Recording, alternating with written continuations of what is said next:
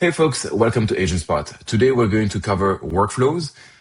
Just to get started, agents in AgentSpot are going to be there for active discussions and active problems you're trying to solve through conversations synchronously with the AgentSpot platform. You're going to be using agents and your team of agents for this. Workflows are there to help you automate tasks that are time consuming for you that you do pretty frequently, right? So for instance, every day or every week, you might have specific tasks that are always kind of like the same and take a lot of time for you. You want to get a head start and get AgentSpot to help you kind of like pre-process or fully process some of the tasks that you're doing, right? An example here, for instance, is I have a workflow that comes here, looks at all the new features that have been built by the team in the last 24 hours and creates release notes for me that are end user friendly, that I can share much more easily with customers and internal customers and internal users.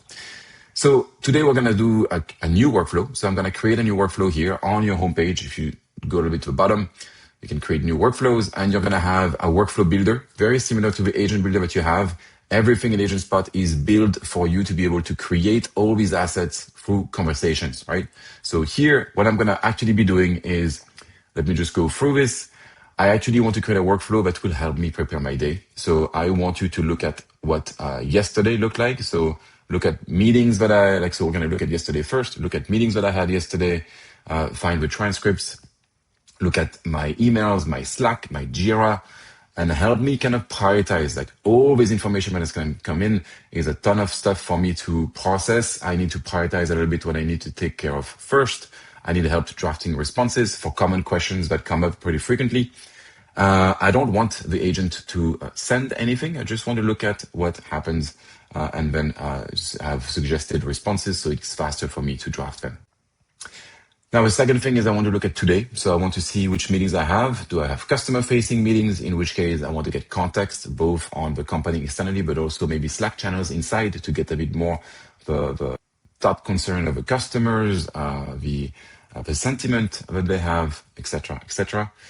What's top of mind for in terms of like features and problems that they're facing or requests that they have. 5, 10, 9 max in terms of output.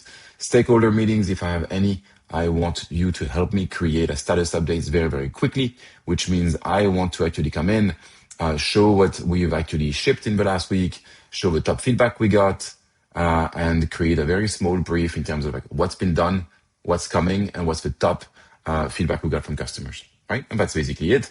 But I'm basically saying, once you've got all of this, and it's actually writing for me right now, I want you to go and send this to me on Slack every morning. Put me a very small summary on my Slack channel, and then give me a deeper detail in a canvas, right? So you'll see that it's actually understanding all of that stuff, starts to clarify a few things with me. So I'm gonna start to answer these guys very quick. So first, Slack channel. So it found a daily brief channel here, so it couldn't find it, so it wants some help. So I'm going to give it to it. The daily channel brief is that little channel that I have there. It's the channel ID right here. So for one, use this.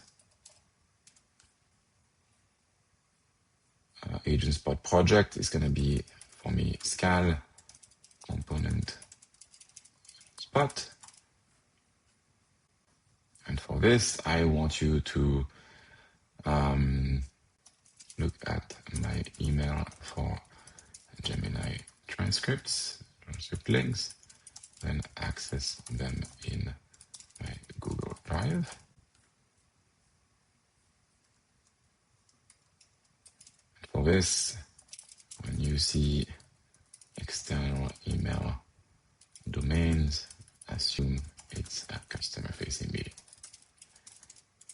All right, so now it has the logic, and you also notice it has some good defaults as well, which is pretty smart, and I think we're good with this. Let's go and send that. Notice, by the way, that it's smart also. It's understanding now what it's going to be doing is it's creating a workflow and it's building and kind of like breaking down the tasks in sub-agents, right? So now you have 7 agents doing slightly different things. You also notice that it's smart enough to understand that yesterday and today can happen at the same time. So it's going to create parallel branches for both of these things to happen. And then synthesize the whole thing at the end, right? So you'll see as it builds the canvas a little bit how that works. Let's just give it a second.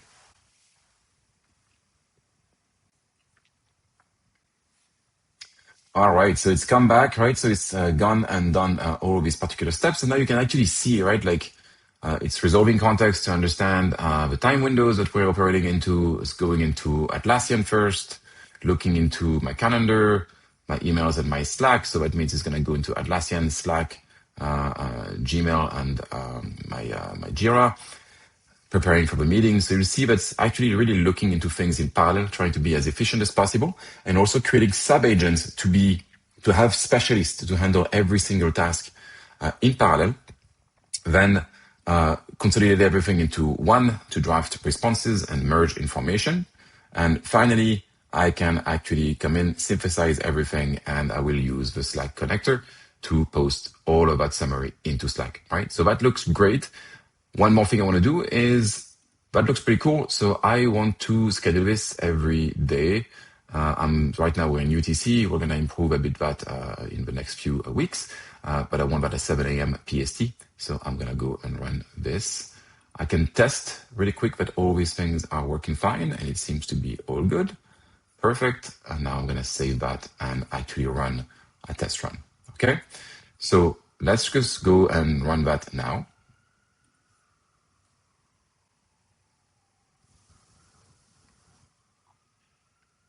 And now you'll see that on the left-hand side, you actually have a bunch of run history. So you can see a little bit as this progresses, and you do that every day. You'll see a little bit how this is going, and see the last runs as well. So you see the history as well of what's happening. So left-hand side, it's run history. Center is going to be really how your workflow is orchestrated, the entire architecture, your entire graph of information. You can see actually the different steps that are being run. And then the details for every single step is going to be on the right-hand side, right? All right, now the whole workflow has run. So let's go check that out.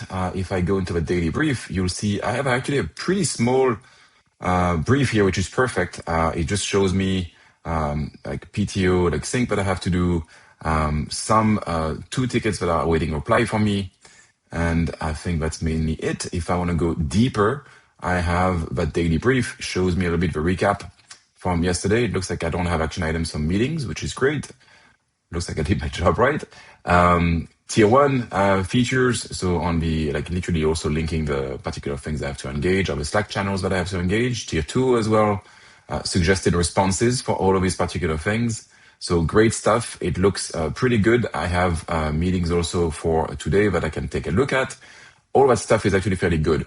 Now, obviously, the first question you might have is that, like with this, you should have fun and you should iterate, right? So like maybe you want to change a little bit the format of this. So if you want to change anything, go back and find your workflows, right? So in your workflow here, you should have them in the list. So here it's the last that I touched. So it's right there. You'll see the run history here. You can just click on edit. When you click on edit, we'll have the entire history of your last conversation. So if you want to come in and say, please use bullet points for the Slack summary and format it in a more readable way, not one single block of text. In the briefs, group together suggested responses with the links shared above, right? So I can put things like this and keep chatting, and then as I go and I chat and I save that, I can iterate, send back the workflow, test it out, and clean it up, right? So it'll likely take a few workflows for you to iron out and really understand what you really want for a workflow to do, and have it clean it up and have it work. And in this particular example, like boost my start of my days, right? All right. Now with this, I'm gonna exit out. If you're trying to find examples of workflows that you would like to use, reach out to us. We have also websites with templates that you can take a look at to inspire yourself. But I'm sure with some imagination, you'll find a ton of great use cases for workflows. We can't wait to hear about these in our next chat. Thanks.